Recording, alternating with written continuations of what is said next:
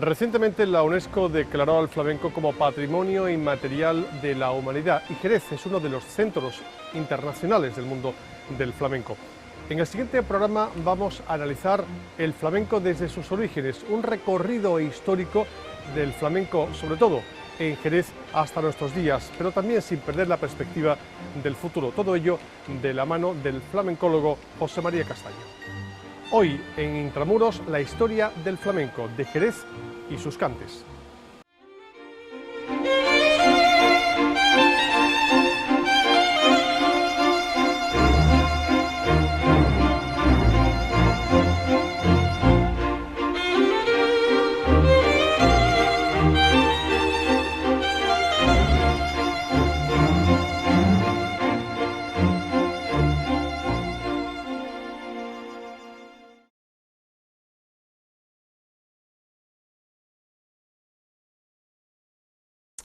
Hombre, nosotros normalmente cuando hacemos un trabajo de estas características señalamos unos antecedentes lejanos que tienen que ver algo, porque el flamenco hunde sus raíces en el tiempo y un sustrato, ¿no? Decía Fernando Quiñones que el flamenco es una jerarquía en el tiempo, y es verdad, ¿no? Está estratificado en las capas de cada una de las civilizaciones que han llegado hasta nosotros.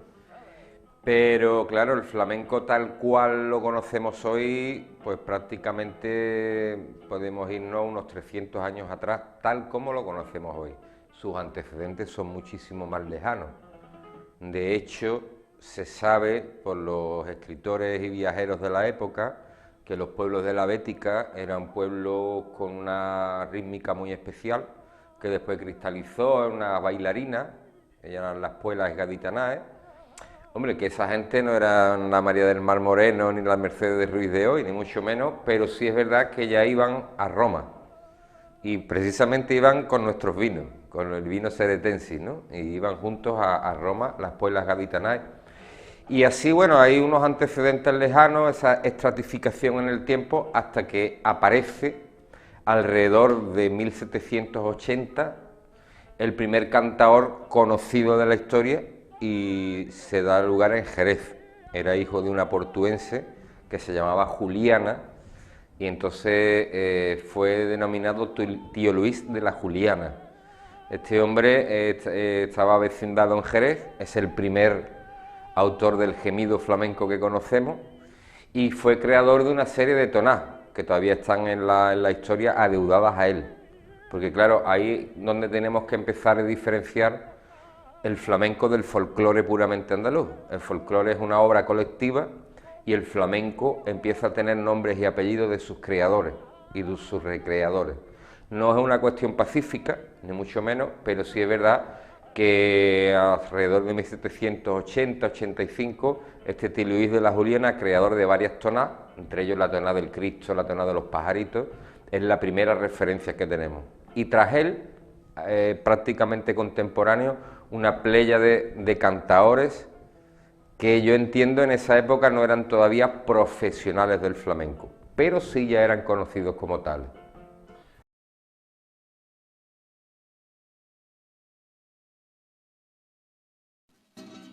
Sí tiene que ver, de hecho, en esas capas que estábamos comentando, la profesora y doctora de la música, María Isabel Osuna Lucena, que nosotros, que es de la Universidad de Sevilla, que la invitamos una vez al aula de flamenco de la Universidad de Cádiz, con sede en Jerez, en el campus, entonces era la antigua Facultad de Derecho.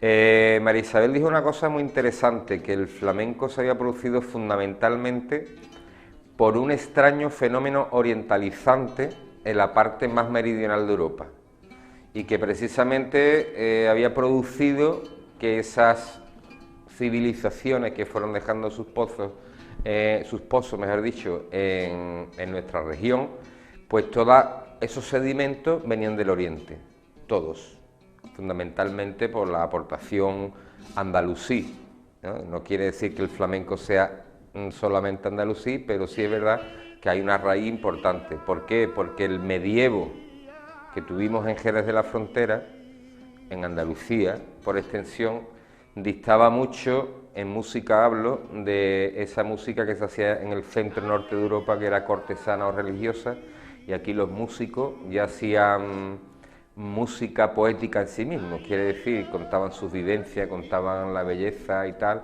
y hay algunas reminiscencias de los antiguos muasajas y de los antiguos harchas que ya empiezan a tener cierto color flamenco, ¿no? Así que sí podemos decir que todas las civilizaciones que han dejado algo para nosotros en el flamenco positivo, digamos, o para engrandecerlo, han venido del Oriente. El fenómeno flamenco es un fenómeno orientalizante.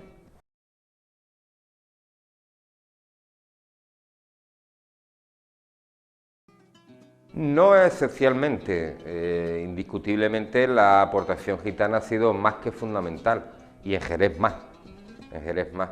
Lo que ocurre es que cuando el gitano entra en Andalucía y se hace sedentario, por primera vez no es nómada, sino que va ocupando sobre todo la parte desde Triana a Cádiz. Justamente decían los más antiguos que las grandes cunas del flamenco coincidían con las paradas del tren entre Cádiz y Triana, lo que se llamaba antiguamente el Camino Real. Pues ahí se avecindaron un buen número de familias gitanas que indiscutiblemente han dejado una impronta superlativa. Lo que ocurre es que, si nos fijamos bien, el pueblo gitano que entra en 1425 por el Condado de Aragón, cuando se asienta en Utrera, Lebrija, Jerez, el puerto de Santa María, ya se encuentra un sustrato musical que, al ser orientalizante, les era familiar y casa perfectamente el espíritu de esas músicas que estaban por aquí pululando con el carácter de ellos, carácter predominantemente racial, muy rítmico. Sobre todo el pueblo gitano ha dejado una impronta de vivencias, de colectividades dentro de sus propios hermetismos, que al fin y a la postre han dado importantísimos creadores flamencos. Lo que sí es verdad es que, claro, las aportaciones gitanas se han valorado siempre se han valorado muchísimo, porque el núcleo familiar de ellos ha sido una cantera inagotable. Y por eso decimos en Jerez que el flamenco de Jerez es un flamenco de sagas. Nos cuesta trabajo hablar de artistas de modo singular, ¿no? Si tenemos que citar a Moneo, son los Moneos; si es Agujeta, son los Agujetas; si es La Paquera, son los Méndez. Y esas familias, alojadas aquí desde hace un buen número de siglos, no han parado de dar continuamente, pero sí sobre el sustrato de las músicas andaluzas. Eso explica perfectamente que el gitano, por el hecho de ser andaluz, canta flamenco.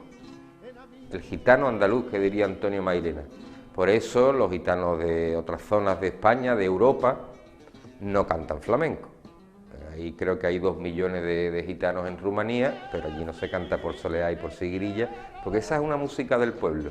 Lo que pasa es que el gitano se acopló perfectamente y le dio un perfume fundamental, ¿no?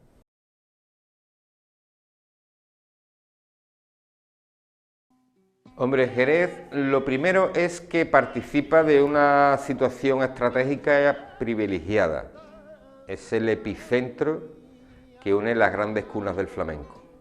O sea, si tenemos que decir que hay 3 focos fundamentales del flamenco, como es Cádiz y los puertos, como es Lebrija, Utrera, la provincia de Sevilla, y como es, que nunca se habla en la flamencología, todo lo que nos viene de Ronda, unas vinculaciones, y la serranía de Cádiz, con grandes vinculaciones con Jerez, hace que Jerez participe un poco del contacto de toda esa zona, con lo cual se enriquece muchísimo.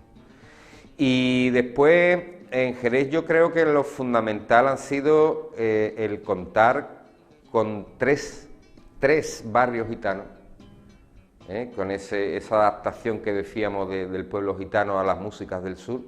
Nosotros contábamos con 3, cuando hay otras zonas que contaban con 1 o con 2 si acaso, ¿no?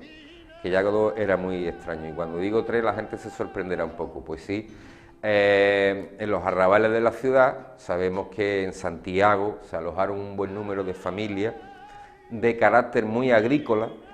Ellos eran gente del campo, y aquí en la plazuela gente que estaban conectados un poco con los puertos y el mar. y también con la fragua. No olvidemos que en la costa, en los puertos, cuando hablamos de los puertos San Fernando, Puerto Santa María, estaban las galeras reales y había muchos gitanos herreros que trabajaban en la fundición de armas y de cañones, que sirvieron durante mucho tiempo porque el pueblo gitano ha sido un pueblo extraordinariamente hábil para el tema de la herrería. Y junto a esos dos grandes barrios, Santiago y San Miguel, o la Plazuela, había uno en el centro, hoy prácticamente desaparecido, que era el barrio de la Albarizuela, o San Pedro, que alrededor del antiguo matadero, otro de los oficios fundamentales de los flamencos, el antiguo matadero, alrededor del antiguo matadero estaban una serie de calles donde nacieron muy importantes cantadores flamencos, como por ejemplo Messer La Cerneta, en la calle Don Juan, el sigrillero Manuel Molina, un antepasado de Antonio Gallardo, fíjate, Juanito Mojama, nació en la calle Onsario, y los antiguos Pacote, los Lara, toda esa gente son del barrio San Pedro. Entonces, ¿qué pasa? Que Jerez consiguió 3 microclimas flamencos, donde el flamenco prácticamente de gitanos y gachós, como decimos aquí, fue produciendo chispas artísticas continuamente, porque se vivía un microcosmos de valores flamencos, lo que nosotros decimos en el argot que es tan importante, tan importantísimo, la vivencia, los cantes vivenciales. El flamenco es una música donde prepondera el manejo de las emociones de boca a oído. Por eso aquí ha habido tantísimo. Y después le agregamos otro elemento que se ha dado en Jerez, que posiblemente haya sido un catalizador, que ha sido el mundo del tabanco jerezano. Alrededor del tabanco, del vino de Jerez, se han escrito unas bellísimas páginas dentro del flamenco, porque, por ejemplo, en la calle Empedrá, hace unos 100 años había pues 40 o 30 tabancos. ¿Qué se hacía en los tabancos? Pues beber vino y cantar, soltar las quejas cotidianas en el mostrador a golpe de nudillo. Claro, si unimos la familia, los barrios, el microcosmos, el tabanco, el vino de Jerez, que además hace que el cantador jerezano tenga un puntito de agresivo con respecto a otras zonas cantadoras, pues conformamos una cantera inagotable. Y no solamente 3 barrios flamencos, uno de ellos extinguido, como digo, prácticamente, sino que además en la época de la inmigración se forma una barriada flamenca, que fue la Asunción, porque acogió gente de Santiago y de San Miguel. Yo creo que el núcleo fundamental del flamenco jerezano, lo que le hace muy distinto, pues es el barrio, la familia y las grandes posibilidades de vivencia flamenca que ha habido en Jerez, un hervidero de vivencia flamenca.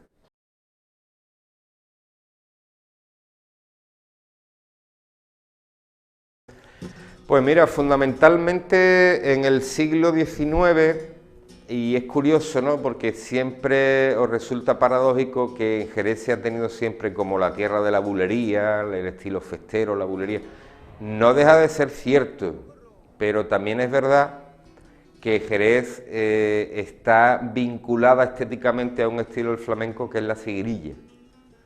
Y en el siglo XVIII-XIX hubo ahí, sobre todo a mediados del XIX, una pléyade de sigrilleros que prácticamente han dejado ese estilo conformado. Ya decíamos que el jerezano le gusta empujar los tercios, es muy agresivo a la hora de cantar, por lo tanto a la sigrilla le vino bastante bien para su modelo de expresión. En ese sentido, pues tenemos a Manuel Molina, el señor Manuel Molina, el Loco Mateo, Diego el Marrurro, Joaquín La Serna. Todos esos cantadores dejaron una impronta, sin olvidarme también de Paco La Luz, de la gente de José Merced, por eso decimos las sagas, ¿no? Porque enseguida que nombras a un artista, nombras a sus antepasados. Y entonces, pues esos grandes 5 sigrilleros dejaron la estructura de la sigrilla prácticamente tal como hoy la conocemos a mediados del XIX. Y ya a principios del XX, Jerez puede contar con muchísimo orgullo, y ahí es un punto de inflexión que es muy bonito, ¿no?, para hablar de lo que estábamos hablando, ¿no?, de los gitanos y los no gitanos, en la convivencia tan especial que ha habido en Jerez, que ha sido, bueno, y es ejemplo en el mundo entero, ¿no? A mediados del 19 nacen dos intérpretes, uno un poco anterior, que es don Antonio Chacón y Manuel Torres, los dos de aquí de la Plazuela de Jerez. Uno nació don Antonio Chacón en la calle El Sol, no en la calle Cazón, donde está la placa. Eso fue una equivocación del ayuntamiento de la época, porque ahí parece ser que don Antonio frecuentaba, por ser casa de su tío, pero no, nació en la calle El Sol número 60, donde Lola Flores. Cantaor no gitano más importante de la historia. Se habla comúnmente como el papa del flamenco, el sumo pontífice del flamenco. ¿Por qué? Porque fue un eslabón importante en los cantaores más antiguos con los más modernos, ya llegó a grabar y dejó prácticamente sentenciado todo lo que es el cante levantino, desde las malagueñas, granaína, media granaína, taranto, tarantas, cartageneras. Le llamaban el rey Midas, ¿no? Porque tocaba cualquier cosita, digamos, de origen ciertamente folclórico y lo engrandecía de una manera que grabados en el año 9 y en el 21 y en el 13 todavía no se ha mejorado. Eso por una parte, pero unos años más tarde nace Manuel Torres, Manuel Soto Leitón, que se llamaba en la calle Álamo, y es justamente las antípodas interpretativas de Chacón. Si Chacón era la musicalidad, el buen hacer, el conocimiento, la belleza de las melismas, Manuel Torres pues era el cantaor gitanísimo, de inspiración, el cantaor intuitivo, el cantaor enduendado, que llegó incluso a enamorar, entre comillas, a Federico García Lorca, que le dedica una de las viñetas del poema del Cantejondo. Le dijo a Manuel Torres que tiene tronco de faraón. Y se dice que las dos grandes columnas del flamenco de todos los tiempos, no solo de Jerez, son don Antonio Chacón y Manuel Torres. La estética gitana, o sea, la estética no gitana y la gitana, juntas en dos modos de expresión muy distintos, pero complementarios al fin y al cabo, ¿no? Como las dos caras de una misma moneda. Y a raíz de ello, pues estos cantaores, tanto Chacón como Manuel Torres, dejaron unas improntas muy tangibles en todo lo que ha venido después.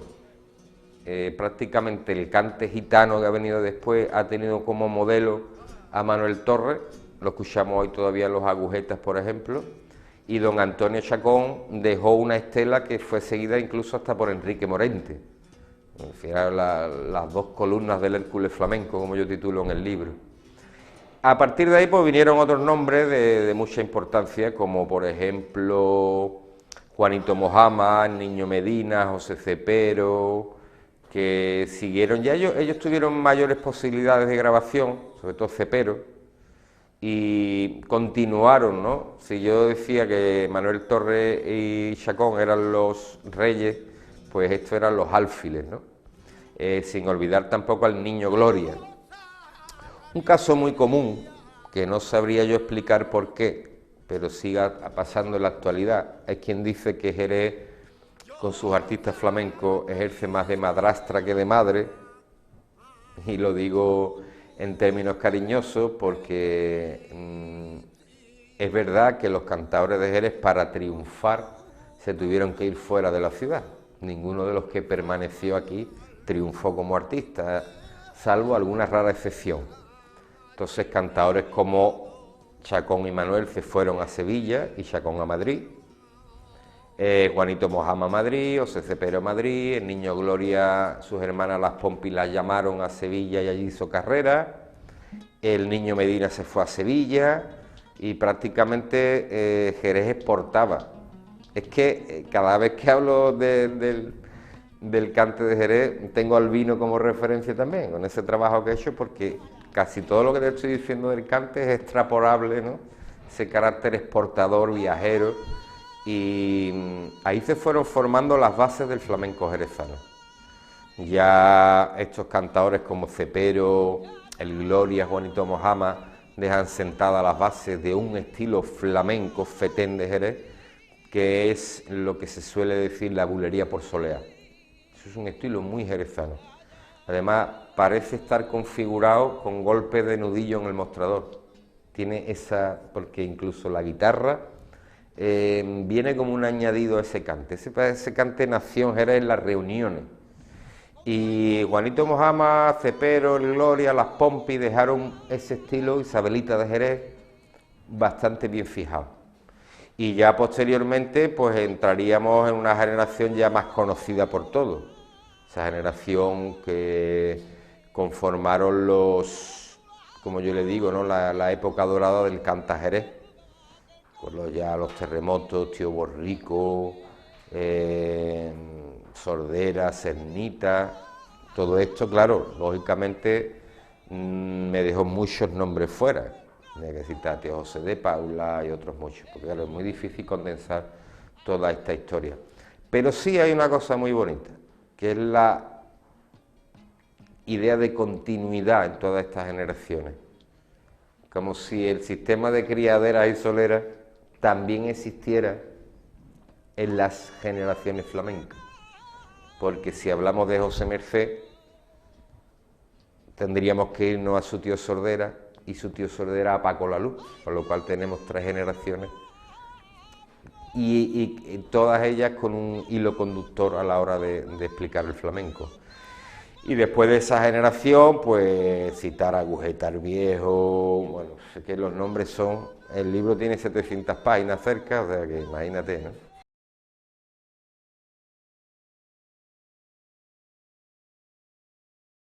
Tiene un problema que el que es difícil de precisar. El problema que tiene es seguir manteniendo esa raíz hundida en el tiempo en la modernidad. Sí es verdad que el flamenco es un arte de raíces folclóricas, pero ya con nombres y apellidos, como decíamos, que ha sabido adaptarse muy bien a los tiempos. Ha sabido adaptarse muy bien a los tiempos, hasta configurarse hoy como un arte realmente vivo. Entonces yo soy amigo de distinguir 2 cosas, lo que es el flamenco como arte, industria, como elemento mediático, que sí es verdad que a través de las grandes compañías están los mejores teatros del mundo, Sara Vara, Joaquín Cortés, etcétera, etcétera, y yo lo distingo siempre de lo que es el cante. ¿Qué es el cante con respecto al flamenco? Pues el cante es la expresión íntima del ser humano que necesita comunicar una serie de emociones en clave flamenca. Entonces, el cante sí que está en verdadero peligro de extinción. O por lo menos los modos de cante tradicionales. ¿Por qué? Porque depende mucho de la vivencia flamenca.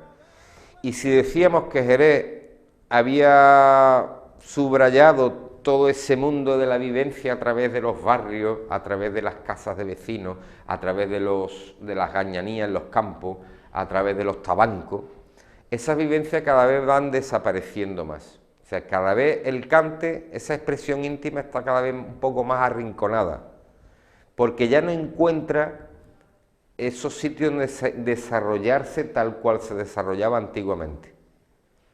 Dicen también que, bueno, que afortunadamente hemos cambiado la casa de vecinos por los bloques, eso es por fortuna, que en los campos ya no se trabaja de sol a sol por un mísero salario y se quedaban todos a dormir en un mismo sitio.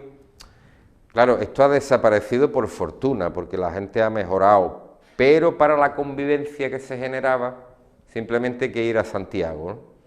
Cuando tú hablas con los viejos de Santiago o de la Plazuela y dice, mira, es que aquí en una misma casa había 40 familias o 30 familias y por la mínima ocasión ya estaba la fiesta formada. Que si el cumpleaños, que si los dichos, que si la boda, que si había venido el niño de la guerra o de la mili y se formaba la fiesta, claro. Ese modo comunicativo de la vivencia pues prácticamente está cada vez más arrinconado, no se ha perdido del todo, ¿eh? Y Jerez en eso es una gran privilegiada con respecto a otras zonas cantadoras que prácticamente han perdido eso del todo, como sin ir más lejos Triana, que fue un epicentro flamenco y prácticamente se ha perdido. Jerez todavía tiene ahí rescolditos, ¿no? Hoy día pues un poco sustentado por las peñas flamencas, que no es lo mismo lógicamente, pero mantienen un poquito el rescoldo de la vivencia flamenca tan importante para el cante de Jerez, ¿no?